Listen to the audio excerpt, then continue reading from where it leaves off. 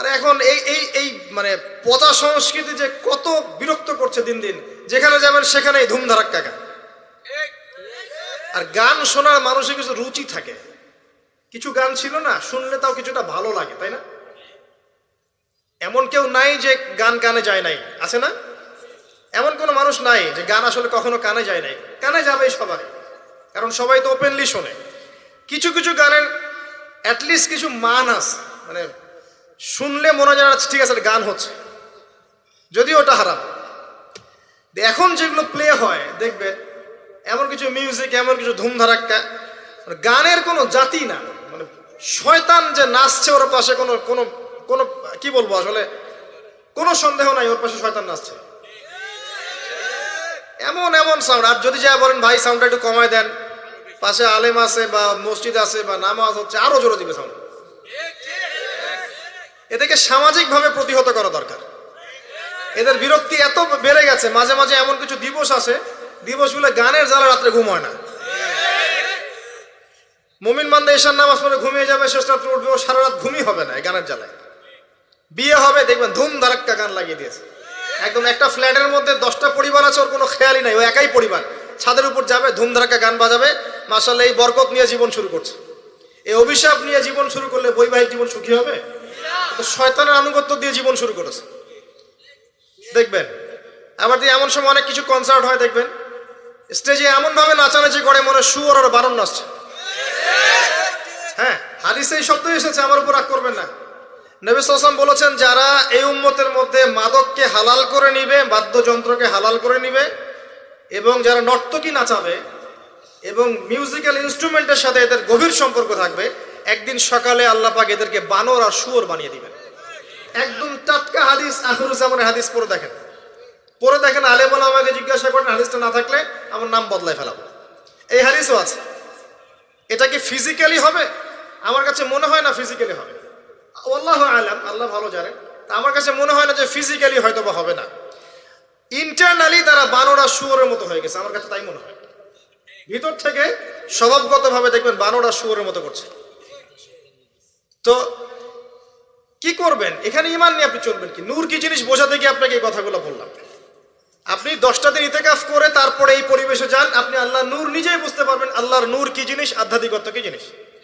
আপনার কাছে এগুলো ভালো লাগবে না, আপনার মন, আপনার কান শুনতে চাইবে না, আপনার চোখ দেখতে চাইবে না। আর এগুলোতে থাকতে থাকতে থাকতে থাকতে যদি এগুলোকে স্বাভাবিক মনে হয়, তাহলে বুঝবেন আপনার কলবে নূরের ছিটা ফোটাও নাই, কলব আগেই মরে শেষ হয়ে গেছে। এখন আমাদের কলব এই অবস্থায় আছে, আমাদের চারপাশে এগুলো দেখছি না, গান বাজনা, বাদ্যযন্ত্র, মাদক, বেহায়াপনা, অশ্লীলতা, বেপরদামি, পর্নোগ্রাফি, ব্লু ফিল্ম, সব তো দেখছি নিত্যদিন, প্রতিদিন দেখছি। তো এগুলো দেখে যেহেতু আমাদের মনের মধ্যে কোনো রিয়াকশন আসে না, বুঝতে হবে মন কিন্তু নাই, dead. We are living with a dead heart. আমরা একটা মৃত হৃদয় নিয়ে ঘুরছি আর কি, আর কিছু না। এখন এই হৃদয়ে ঝাঁকি দিবে কিভাবে? এই অবস্থায় মৌত আসলে কি হবে? মৌতের কষ্ট খুব বেশি হবে। মৃত কলব অবস্থায় যদি মৌত চলে আসে, তাহলে মৃত্যুর যন্ত্রণাটা খুবই কঠিন হবে। কত কঠিন হবে আমি একটা হাদিস দিয়ে বোঝাচ্ছি। আমি এই হাদিসের নাম্বার এখন বলতে পারছি না, কারণ অনেকদিন আগে হাদিসটা পড়েছি, বাট আমি হাদিসটা পড়েছি। এবং যদি কেউ দলিল চান আমি আপনাকে প্রাইভেটলি দিতে পারবো ইনশাআল্লাহ। কোন একজন নবী আল্লাহকে বলেছিলেন যে আমি বারজাখের মানুষের সাথে যোগাযোগ করতে চাই। কেমন আছে বারজাখের, বারজাখ বোঝেন তো, পরকালে বারজাখের মানুষ কিরকম আযাব, কিরকম শাস্তি ভোগ করছে, আল্লাহ আমি একটু দেখতে চাই। একজন ব্যক্তি, মেবি উনি মুসা আলাইহিস সালামের যুগের বা ঈসা আলাইহিস সালামের যুগের, আমার ঠিক মনে পড়ছে না, এ দুজনে একজন হতে পারেন। আল্লাহ পাক দেখালেন একজনকে যে এই ব্যক্তি খুবই রুগ্ন, ক্লান্ত, মানে দেখে মনে হচ্ছে তিনি খুবই পেরেশানির মধ্যে আছে। তাকে নবী জিজ্ঞাসা করছেন, একজন নবী জিজ্ঞাসা করছেন, তুমি কি অবস্থায় আছো, কেমন আছো? তো সে বলছে যে আমার মৌত হয়েছে আজকে থেকে 1000 বছর আগে, আমার মৌত হয়েছে আজকে থেকে 1000 বছর আগে, এখন পর্যন্ত মৌতের যন্ত্রণা আমার যায় নাই। আমার কথা কি বুঝতে পারলেন ভাই? যার কলব যত মৃত, রূহ কবজ করার সময় তত শাস্তি হবে, তত বেশি কষ্ট হবে। যার কলব যত পবিত্র, রূহটা অত সুন্দর করে আস্তে করে বের হয়ে চলে আসবে ইনশাআল্লাহ। যেমন কলসি থেকে পানি ঢাললে যেমন হয়, এভাবে রূহটা বের হয়ে চলে আসবে। কলব পরিষ্কার না থাকলে এটা হবে না। এগুলো আধ্যাত্মিক মারেফতি কথা নয়, কিন্তু বিষয়টা এই যে আমরা অনেকে আবার এগুলোকে বানিয়ে দিয়েছি পীর মুর্দি, তাই না? এবং নেগলেক্ট করি যেগুলো পীর মুর্দি বয়ান করবেন না, এসব পীর মুর্দি বলে বিষয়টা না। বিষয়টা হচ্ছে আত্মশুদ্ধি।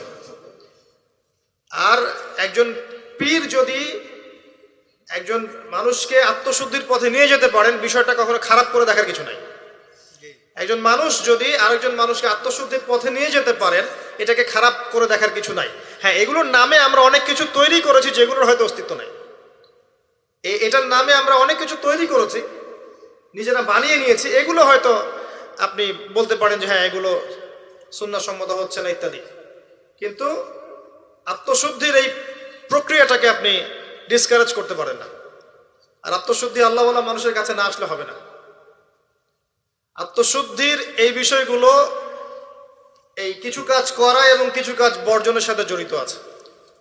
আবারও বলছি, এই বিষয়গুলোতে জড়িত থাকলে আপনি আত্মশুদ্ধি পাবেন না। যেমন মাদক, পর্নোগ্রাফি, হারাম মেয়ের সাথে জেনার সম্পর্ক, হারাম বান্ধবী, হারাম অ্যাফেয়ার্স, সুদের সাথে সম্পৃক্ত থাকলে, মনে রিয়া থাকলে, অহংকার থাকলে, গীবত তহমত করলে, এই ধরনের কাজ, বেপরদামি বেহায়াপনার মতো থাকলে, মিউজিকের সাথে থাকলে, জুয়ার সাথে থাকলে, বা এই দুনিয়ার জীবনটাকে খেলতামাশার মতো গ্রহণ করেছেন, আল্লাহর হুকুম আহকামে পরোয়া করছেন না, আজকের দিনটা এনজয় করে নিন, কালকের কি পাতা, এমন আকীদা আদর্শে যারা বিশ্বাসী, এদের মনের মধ্যে আত্মশুদ্ধি আসবে না। আল্লাহ পাক আমাদের সবার কলবগুলোকে পরিষ্কার করুন, পরিপূর্ণরূপে আত্মশুদ্ধি অর্জন করার তৌফিক দান করুন, এবং যে কাজগুলো করলে আল্লাহ পাক আমাদের কলবে আল্লাহ নূর দান করবেন, সেগুলো বেশি বেশি করার তৌফিক আল্লাহ পাক দান করুন। আমিন। একটা এক্সাম্পল দেই, অন্য জায়গায় যাচ্ছি। দেখেন, ইবলিস কি কম জ্ঞানী ছিল? সে কি কম ইবাদত করেছে আল্লাহর? ইবাদতের ক্ষেত্রে, জ্ঞানের ক্ষেত্রে সে তো অতুলনীয় হয়ে আছে। প্রচুর ইবাদত করেছে, প্রচুর জ্ঞানী। এই মহাবিশ্ব সম্পর্কেও জ্ঞান আছে না? তার প্রচুর জ্ঞান আছে। কি কারণে সে চিরস্থায়ী জাহান্নামী হলো? একটা আদেশ লঙ্ঘন করেছে। এই তো একটা আদেশ তো আদম আলাইহিস সালামও লঙ্ঘন করেছে। তাকে বলা হয়েছে গাছের কাছে যেও না, আমাদের পিতা ভুল করে গাছের কাছে চলে গেছে। এটাও তো একটা অন্যায়, তাই নয় কি? এটা তো আল্লাহর আদেশকে লঙ্ঘন করা হলো।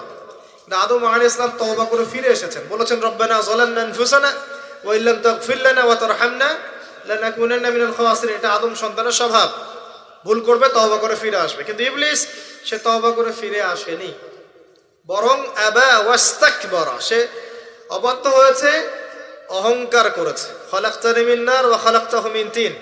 এই যে অন্যকে ছোট করা, তুচ্ছ করা, আল্লাহর আদেশকে অস্বীকার করা, অহংকার করা, এই অহংকারের কারণে তার সমস্ত এলেম এবং আমল সব ধ্বংস হয়ে গেছে। তো এখন যদি আমরা অনেক এলেম আমল করি, মনে অহংকার থাকে, আত্মশুদ্ধি অর্জন হবে? আত্মশুদ্ধি সবচেয়ে ইম্পর্টেন্ট জিনিস। আমি একটা বই সাজেস্ট করছি, বইটা আমি পড়ছি, কিন্তু আমার পড়ার পরে আমার আসলে পিপাসা মেটেনি এখনো। এই টপিকের আরো বেশ কিছু বই আমি সংগ্রহ করার চেষ্টা করছি ইনশাআল্লাহ তাআলা।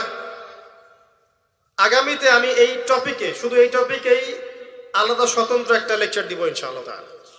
আল্লামা তাকি উসমানী হাফিজাহুল্লাহ, তার একটা বই আছে আত্মশুদ্ধি ও তাসাউফ। বইটা পড়েন। বইটা পড়লে আপনার কাছে মনে হবে যে বইটা আপনার জন্য লেখা হয়েছে। বইটা পড়ছিলাম আর মনে হচ্ছিল যে বইটা আমার জন্যই লেখা হয়েছে। মনে হয় বইটার প্রতিটা ওয়ার্ড আমাকেই বলা হচ্ছে। মন দিয়ে পড়েন আর পড়াশোনার অভ্যাস করেন। একদিন লেকচার শুনলেন 1 ঘন্টা 1.5 ঘন্টা, এটা আপনার জীবন পরিবর্তনের জন্য যথেষ্ট নাও হতে পারে। হ্যাঁ, যদি আল্লাহওয়ালা তেমন মানুষ হন হয়তো বা হবে। আমাদের মতো মানুষের লেকচারে 1 ঘন্টা 1.5 ঘন্টা লেকচার শুনেও আপনার জীবন পরিবর্তন না হওয়ার সম্ভাবনাই বেশি। কথা তাসির হয় তখনই যখন বক্তার মধ্যে ইখলাস থাকে, দিনের প্রতি মহব্বত থাকে, আল্লাহর দিন, আল্লাহর জমিনে প্রতিষ্ঠার মানসিক চেষ্টা থাকে, মনের দরদ থাকে। जो बात दिल से निकलती है दिल पे असर करते है, এটা কথা আছে না? যে কথাগুলো দিল থেকে বের হয় সেগুলো মানুষের দিলের মধ্যে কি হয়? আসার করে। তো এখন এরকম মানুষের সংখ্যাই বা কত? আর আমরা যে জ্ঞান এবং আমল করি তাতে বুঝতেই পারছি যে আমাদের দ্বারা কি হতে পারে। তারপরেও আলহামদুলিল্লাহ কিছু মানুষের উপকার হচ্ছে, এটাই আলহামদুলিল্লাহ। তবে আমরা যথেষ্ট নই। আমরা আল্লাহর কাছে দোয়া করি, আল্লাহ পাক এমন মানুষদেরকে এইসব চেয়ারে নিয়ে আসুন যাদের কথায় পুরো সমাজ পরিবর্তন হবে ইনশাআল্লাহ, এবং আল্লাহ পাক আমাদের সন্তানদেরকে যেন ওইভাবে বড় করার তৌফিক দান করেন, আমিন। প্রথম কথা বলছি, দেখেন, আত্মশুদ্ধি, মনের নিয়াত, ইখলাস, এটা সবচেয়ে ইম্পর্টেন্ট জিনিস। এটা ছিল না বলেই ওই 3 ব্যক্তি কোথায় গেছে? জাহান্নামে। শহীদ হয়েছে জাহান্নামে, দান করেছে জাহান্নামে, আলেম হয়েছে জাহান্নামে। এটা সেই হাদিস যেটা বর্ণনা করতে আবু হুরায়রা রাদিয়াল্লাহু আনহু অজ্ঞান হয়ে পড়ে যেতেন। প্রথম যেটা সমস্যা ছিল, এদিকে মনোযোগ দেন, আমরা শেষ করে দেব, গুছিয়ে নেব। প্রথম সমস্যাটা কি বলেছিলাম? শিরক। এই শিরকটা প্রত্যেকটা সেক্টরে আছে না? ব্যক্তি, পরিবার, সমাজ, রাষ্ট্রে আছে না? একই সুন্নাহ। ওই যে আইয়ামে জাহিলিয়াতের শিরক এখনকার বিশ্বে আছে না? আছে। তাহলে এখনকার বিশ্বেও কি কিছু তাওহীদপন্থী মানুষের প্রয়োজন আছে না? আছে। দ্বিতীয় সমস্যা সুদ। ওই সমস্যাটা এখনকার বিশ্বে নাই? এখনকার ব্যক্তি জীবনে দেখেন সুদ খায় না, পরিবার সুদখোর না, সমাজে সুদের কারবার নাই, সুদী এনজিওর সয়লাভ আছে না? আছে না? ছোট্ট ছোট্ট গ্রাম বাদ পড়েছে সুদ থেকে? টপ টু বটম কোন গ্রাম বাদ পড়েছে? পড়ে নাই। বৈশ্বিক ক্ষেত্রে সুদী ব্যাংকিং সিস্টেম নাই, এবং এগুলোর সাথে আমরা জড়িত নই কি? আর নবী সাল্লাল্লাহু আলাইহি ওয়াসাল্লাম কি বলেন নাই, 4 শ্রেণীর মানুষকে আমি লানত করলাম, যে খায় সুদ, যে সুদ দেয়, যে সাক্ষী থাকে, আর যে লেখে। 4 শ্রেণীকেই তিনি লানত করেছেন। নবীর অভিশাপ নিয়ে কেউ হাউজে কাউসারের পানি পাবে? নবী সাল্লাল্লাহু আলাইহি ওয়াসাল্লামের অভিশাপ নিয়ে কেউ কবরে উত্তর দিতে পারবে? সত্যি তাই মনে হয় আপনাদের? আর নবী যাদেরকে অভিশাপ করবেন তাদের জন্য কি নবী সুপারিশ করে জান্নাতে নিয়ে যাবেন? এত সহজ না, এত সহজ না। নবীর লানত কি জিনিস এটা আমরা পরকালে বুঝতে পারবো। আমল করেছে, আমল, শোনেন, আমল করেছে, অনেক নেক আমল করেছে, কিন্তু আমলগুলোর মধ্যে বেদাত ছিল। কি ছিল? মানে সুন্নতকে পরিবর্তন করে নতুন আমল দিয়ে প্রতিস্থাপন করেছে, কিন্তু আমল করেছে। এই বেদাতিরা যখন হাউজে কাউসারের পানি খেতে যাবে, একটা পর্দা পড়ে যাবে, আর নবী সাল্লাল্লাহু আলাইহি ওয়াসাল্লামকে বলা হবে, নবীজি বলবেন যে ইন্নাহুম মিন্নি, তারা তো আমার উম্মত, কেন পর্দা পড়ে গেল? তাকে বলা হবে ইন্নাকা লা তাদরি মা আহদাসা বা'দাক, হে নবী, আপনি জানেন না আপনার মৃত্যুর পরে আপনার দিনকে কেমন করে বিকৃত করেছিল। তখন নবীজি বলবেন সুহকান সুহকান লিমান গায়্যারা বা'দি, দূর হও, দূর হও, যারা আমার পরে দিনকে পরিবর্তন করেছো, বেদাত করেছো। এটা বেদাতির শাস্তি, তাকে দূর করে দেয়া হলো। যে আমল করেছে, সারা জীবন আমল করেছে, হালাল খেয়ে আমল করেছে, কিন্তু বেদাত করেছে, তাকে তাড়িয়ে দেয়া হলো। আর যে সুদ খাচ্ছে তাকে কি করা হবে? ভাবেন, একজন মানুষ যদি, আমার কথা শোনেন, একজন মানুষ যদি তার মায়ের সাথে জেনা করে, আপনি কি করবেন তাকে? মনে করেন কালকে উঠে দেখলেন আপনার এই গ্রামের 10 জন মানুষ পাওয়া গেছে, আজকে রাত্রে নাউজুবিল্লাহ তারা মায়ের সাথে, কথাটা বলতে আমার খারাপ লাগছে, তারা মায়ের সাথে খারাপ কাজ করেছে আজকে রাতে। কালকে সকালে এই 10 জনের যদি দোষ প্রকাশ হয়, আপনি কি করবেন? কি করবেন? ফুলের মালা দিবেন? বড় বড় সুন্দর সুন্দর চেয়ার দিবেন, না বড় বড় অফিস করে দিবেন? কোটটাই পরিয়ে বসিয়ে দিবেন? সুদের মধ্য দিয়ে আমরা তাই করছি। নবী সাল্লাল্লাহু আলাইহি ওয়াসাল্লাম বলেছেন 73টা পাপের শাখা আছে, তার সবচেয়ে নিম্ন শাখা কি? আপনারা বলেন না, হাদিসটা তো আপনারা জানেন, বলেন সবচেয়ে নিম্ন শাখা কি? নিজের মায়ের সাথে। কোন ব্যক্তি যদি এই কাজটা করে, আপনি তাকে কিভাবে দেখবেন? একজন ব্যক্তি যদি একাধিক বিয়ে করে, তাকেই তো দেখতে পারেন না। একজন ব্যক্তি যদি ধর্ষণ করে, তো ধর্ষকের শাস্তি আছে না? ধর্ষককে কি সমাজে মানুষ ভালো চোখে থাকে না ঘৃণা করে? এমনকি দেখা যায় যে মজলুম মেয়েটার উপর অত্যাচার করা হয়েছে, ওরই তো সারা জীবন বিয়ে হয় না, এমন হয় না? কত বড় ফলাফল সমাজে বয়ে নিয়ে আসে, তাই না? এখন একজন ব্যক্তি যদি মায়ের সাথে জেনা করে, আপনি তাকে কি করতে চাইবেন? নবীজি বলেছেন সাল্লাল্লাহু আলাইহি ওয়াসাল্লাম, আপনার নবী, আপনারই নবী, যাকে কবরে দেখানো হবে আপনাকে, তিনি বলেছেন যে এর 73টা পাপ আছে। রিবার, তার সবচেয়ে নিচের পাপ হচ্ছে নিজের মাকে বিয়ে করা। নবীর সাথে ডিল করেন, এখন আমার সাথে প্লিজ রাগ হবেন না। কিয়ামতের মাঠের জন্য অপেক্ষা করেন, আল্লাহ নবীর সাথে আপনার সাক্ষাৎ হবে, সেদিন তাকে জিজ্ঞাসা করবেন কেন আপনি হাদিস বলে গিয়েছিলেন। আপনি সমাজকে পিছিয়ে দিয়েছেন, অর্থনীতিকে পিছিয়ে দিয়েছেন। এই হাদিস কেন বলতে গেলেন? এটাই তো অর্থনীতির সমৃদ্ধির একমাত্র পথ পদ্ধতি, তাই না? রিবা, এই হচ্ছে রিবা। আর সবচেয়ে উঁচু শাখাটা কি তাহলে? এটা আপনি পাবেন সূরা বাকারায়। কোন সূরায়?